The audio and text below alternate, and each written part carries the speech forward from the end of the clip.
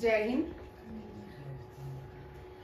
Appointments है, कुछ important appointments हैं जो आपके एग्जाम में आ सकती है, ठीक है। एफके के लिए और एसएससी जीडी जेके एसएसबी के लिए आ सकते हैं। ये कुछ न्यू अपॉइंटेड है चीफ मिनिस्टर्स, ठीक है। देखिए कौन कौन से। मिजोरम के न्यू चीफ मिनिस्टर बने हैं लाल दुन। कौन है? लाल दुन। याद रखिएगा, मिजोरम नॉर्थ ईस्ट स्टेट है भारत की, वहां भी न्यू चीफ मिनिस्टर बने हैं लाल दुन। छत्तीसगढ़ के न्यू चीफ मिनिस्टर बने हैं विष्णुदेव साय। मध्य प्रदेश के न्यू चीफ मिनिस्टर बने मोहन यादव। राजस्थान के बचन लाल। झारखंड के चंपाई सोरेन। तेलंगाना के रेवंत रेड्डी और राजस्थान के बचन लाल। ये सीधे याद करने हैं, इनमें अभी मैं डिस्कशन नहीं करूंगी, अगर करूंगी तो स्टेट्स में ही बैठ जाएंगे। सिंपल अपॉइंटमेंट्स है, सिंपल याद रखनी है और इनमें से क्वेश्चन रहते हैं। उस दिन मैंने बताया था विष्णुदेव साय कौन सी कम्युनिटी से आते हैं, और चंपाई सोरेनी है, मोहन यादव कौन सी कम्युनिटी से आते हैं, और बचन लाल जो है ये ब्राह्मण समुदाय से आते हैं। विष्णुदेव साय कहाँ से आते हैं? इनमें से ट्राइबल कौन से हैं? विष्णुदेव साय, ठीक है। ट्राइबल कम्युनिटी से आते हैं विष्णुदेव साय, छत्तीसगढ़ के हैं। और मध्य प्रदेश के मोहन यादव, ठीक है। मोहन यादव शिवराज चौहान से क्वेश्चन आपको आ सकता है। शिवराज चौहान ने मध्य प्रदेश में बहुत ज्यादा काम किया है, बेटी लाडली बहना लाडली बेटी स्कीम सारी शिवराज चौहान ने वहां पे इम्प्लीमेंट की थी, और इसके बहुत सारे बेनिफिट भी हुए थे मध्य प्रदेश में, ठीक है। बचन लाल बहुत देर बाद कोई राजस्थान में, इससे पहले कांग्रेस की गवर्नमेंट थी, वहां पे कांग्रेस रूल करती थी, और बचन लाल जो है बीजेपी से अपॉइंट हुए हैं। अभी रिसेंटली सोरेन को अरेस्ट कर लिया गया है, उसकी जगह रिप्लेस हुए हैं, ये कल या परसों ही बने हैं चंपाई सोरेन। ये न्यू झारखंड के क्या बने हैं? चीफ मिनिस्टर, और उनपे ईडी के केसेस चल रहे हैं। अभी न्यू अपॉइंटमेंट डिफेंस में देखिए, ठीक है। डिफेंस की कुछ अपॉइंटमेंट्स है, आ सकती है। Chief of army staff general Manoj Pande. Chief of naval staff R Hari Kumar. Air staff B R Chaudhary. Director general देखिए CRPF, central reserve police forces. Central reserve police forces जो है ये सेंट्रल में लगाई जाती है, और इसके डायरेक्टर जनरल है डीजी है अनीश दयाल सिंह, ठीक है, अनीश दयाल सिंह। एसएसबी के न्यू अभी बने हैं, और इससे क्वेश्चन आ सकता है first female DG of SSB की फर्स्ट फीमेल डीजी है रश्मि पाल। कौन है? रश्मि पाल, याद रखिएगा। ये इसने अभी ये रश्मि पाल अब मुंबई की पुलिस में किसी पोस्ट में अपॉइंट, हाईएस्ट रैंक में इसको अपॉइंट किया गया है रश्मि पाल को। एसएसबी जो है इंडिया और नेपाल के बॉर्डर में जो डिफेंस सिक्योरिटी है उसको एसएसबी कहा जाता है। सशस्त्र सीमा बल, सशस्त्र सीमा बल काम करती है इंडिया और नेपाल के बीच। ITBP Indian Tibetan border police जो है इसके डीजी बने हैं राहुल रसगोत्रा। राहुल रसगोत्रा को अपॉइंट किया गया as a DG of ITBP. ITBP security forces जो है इसको डिप्लॉय किया जाता है इंडिया चाइना के बीच। और ITB Indo Tibetan border police. Leh Ladakh में जो डिफेंस सिक्योरिटी है वो चाइना के साथ आईटीबीपी है, और ऊपर जो नॉर्थ ईस्ट में है वो भी आईटीबीपी है। BSF border security force. Border security force जो है इंडिया पाकिस्तान, इंडिया बांग्लादेश में डिप्लॉय की जाती है। और इंडिया राजस्थान में भी इंडिया पाकिस्तान का बॉर्डर है, वहां भी क्या है?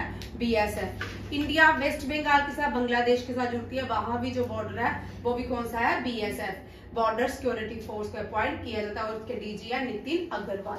असम राइफल ओल्डेस्ट, और असम राइफल बेस्ट कंटिजेंट का अवार्ड भी मिला है, और इसलिए मैंने इसको ऐड किया है, ठीक है। रिपब्लिक डे में बेस्ट कंटिजेंट का अवार्ड किसको मिला है? असम राइफल। एक बार चेक कर लो दोबारा से, ये मैं आपको रिवाइज करवा देती हूँ, इनमें से क्वेश्चन हो सकता है, ठीक है। इसमें नहीं है, दूसरे वाले अब्राम को, ठीक है। असम राइफल और सिख रेजिमेंट को क्या मिला? बेस्ट कंटिजेंट का अवार्ड मिला था।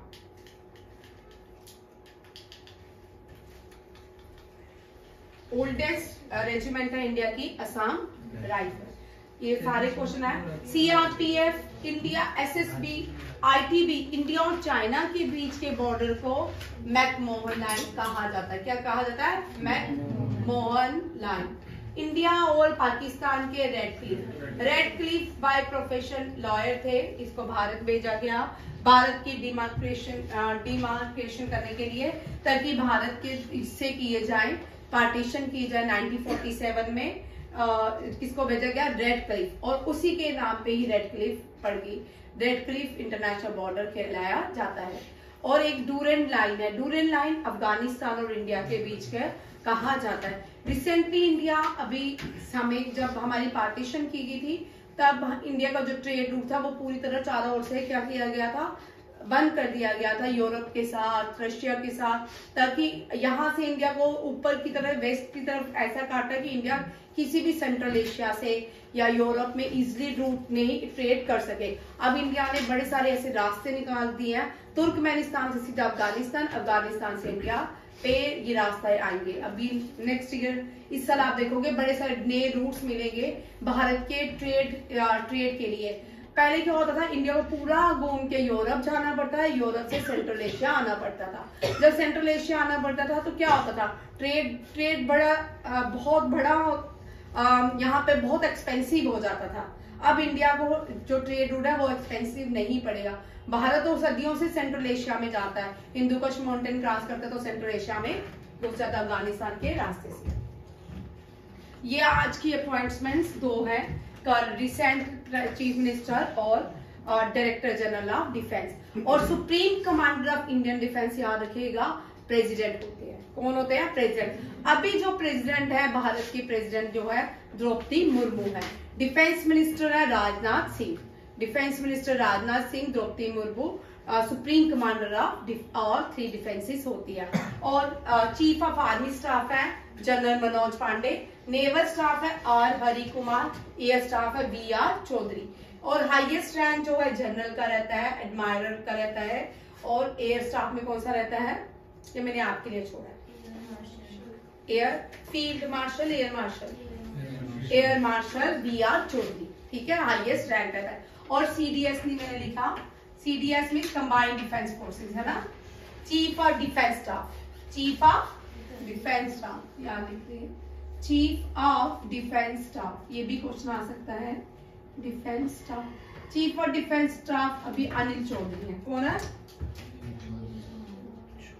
अनिल चौहान ये है, ठीक है। फर्स्ट जो थे वो विपिन रावत थे, ठीक है, विपिन रावत। माओ के पास उनकी मृत्यु हुई थी, ठीक है। और नॉर्दर्न कमांड का हेडक्वार्टर कभी कभी आता है, उसका ऑप्शन अलग दिया होता है, ठीक है। 56 APO याद रखिएगा, 56 APO उधमपुर, ठीक है, उधमपुर में है 56 APO नॉर्दर्न कमांड का हेडक्वार्टर, ठीक है। सेंट्रल कमांड का हेडक्वार्टर लखनऊ में है। कहाँ पे है? लखनऊ में। सदर्न कमांड का हेडक्वार्टर जो है पूना में है, ठीक है। वेस्टर्न कमांड का हेडक्वार्टर कोलकाता में है, ठीक है। और ये और भी बड़ी सारी कमांड है, उनके भी अलग अलग जगह में हेडक्वार्टर है। ये आपका यहाँ तक अपॉइंटमेंट्स है, दोनों इंपॉर्टेंट है, ठीक है। थैंक यू, जय हिंद।